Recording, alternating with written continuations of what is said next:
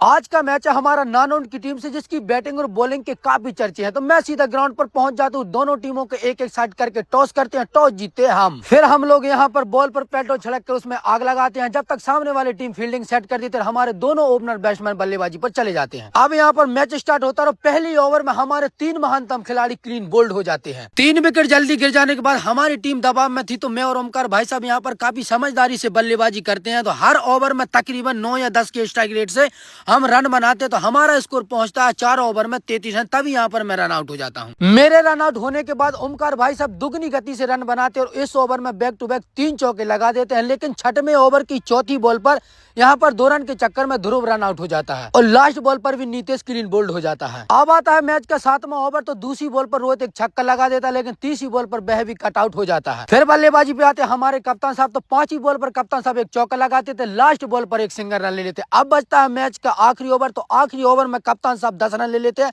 तो हमारा स्कोर पहुंच जाता है 8 ओवर की समाप्ति पर 75 रन। अब हम लोग तुरंत में यहाँ पर फील्डिंग सेट कर देते हैं। इतने में नानौन के ओपनर बैट्समैन भी बल्लेबाजी पर आ जाते हैं। पहला ओवर करता है पवन। तो पवन के पहले ओवर में एक छक्का एक चौका लग जाता है, तो उसके ओवर से रन आते हैं 12। इसके बाद गेंदबाजी पर आता है जयपाल। तो जयपाल का भी वही हार रहता है, तो उसके ओवर से रन आते हैं 17। तो सामने वाली टीम का स्कोर हो जाता है 2 ओवर में 29 रन। अब तीसरा ओवर फिर से पवन लेकर आता। तो पवन की बॉल पर बल्लेबाज लंबा हेड खेलने के चक्कर में सीधा कैच मेरे हाथों में दे देता और हमको पहली सफलता मिल जाती है। लेकिन पवन की लास्ट की 2 बॉलों में एक छक्का और एक चौका लग जाता है, तो सामने वाली टीम का स्कोर हो जाता है 3 ओवर में 39 रन। अब चौथा ओवर लेकर आता है जयपाल। तो जयपाल की पहली बॉल पर बल्लेबाज मारता है, लेकिन सीधा कैच पवन के हाथों में चला जाता है और हमको दूसरी सफलता मिल जाती है। फिर जयपाल के ओवर की चौथी बॉल पर बल्लेबाज एक शानदार चौका लगा देता है, लेकिन लास्ट बॉल पर जयपाल उसको भी क्लीन बोल्ड मार देता है। अब 5वां ओवर लेकर आता है पवन। तो पहली बॉल डॉट काट देता है, दूसरी बॉल पर यहाँ पर सिंगल मिल जाता है। पवन का ओवर बिल्कुल सही जा रहा था, लेकिन लास्ट बॉल पर एक छक्का लग जाता था। सामने वाली टीम को जीतने के लिए चाहिए थे 18 बॉलों में 21 रन। तभी गेंदबाजी पर आता हूं मैं और मेरी पहली बॉल पर ही छक्का लग जाता है। फिर मैं यहाँ पर back to back 3 ball dot काटता हूँ। 5 बॉल पर कैच उड़ता है, तो पहुंच से दूर रहता है, तो 2 रन मिल जाते हैं। लास्ट बॉल पर मैं बल्लेबाज को क्लीन बोल्ड मार देता हूँ। तो मेरे ओवर से रन आते हैं 9। अब सामने वाली टीम को जीतने के लिए चाहिए तो 12 बॉलों में 12 रन। अब गेंदबाजी पर आता है जयपाल। तो जयपाल की यहाँ पर पहली बॉल डॉट चली जाती है, दूसरी बॉल पर बल्लेबाज मारता है, तो सीधा कैच ओमकार भाई साहब के हाथों में चला जाता है। फिर यहाँ पर Jaipal back to back 3 ball dot काटता है, लेकिन चौथी बॉल पर बल्लेबाज स्ट्रेट में मारता है, तो पवन से मिस फील्डिंग हो जाती है और 4 रन हो जाते हैं। मैच बहुत रोमांचक मोड़ पे आ चुका था, क्योंकि सामने वाली टीम को जीतने के लिए चाहिए थे 6 बॉलों में 8 रन। तभी गेंदबाजी पर आता हूँ मैं। तो मैं यहाँ पर बॉल को ऑफ साइड में डालता हूँ, बल्लेबाज मारता है और गेंद सीधे फील्डर के हाथों में चली जाती है, तो 1 रन मिल जाता है। फिर मैं यहाँ पर दूसरी बॉल डॉट काट देता हूँ। फिर बल्लेबाज तीसरी बॉल पर जोर से मारता है, तो मात्र 1 ही रन मिलता है। फिर मेरी चौथी और 5वीं बॉल पर 2 ही रन आते हैं। तो अब सामने वाली टीम को जीतने के लिए चाहिए थे 1 बॉल में 4 रन। फिर मैं लास्ट बॉल को स्लो रन डालता हूँ, बल्लेबाज मारता और बॉल जाती है सीधा फील्डर के हाथों में, लेकिन दोनों फील्डर बॉल को बीच में गिराते तो 4 रन हो जाते हैं। तो हम यह मैच हार जाते हैं। तो आज कल मिलते हैं न्यू ब्लॉग से। जब तक के लिए सभी के लिए जयराम जी की।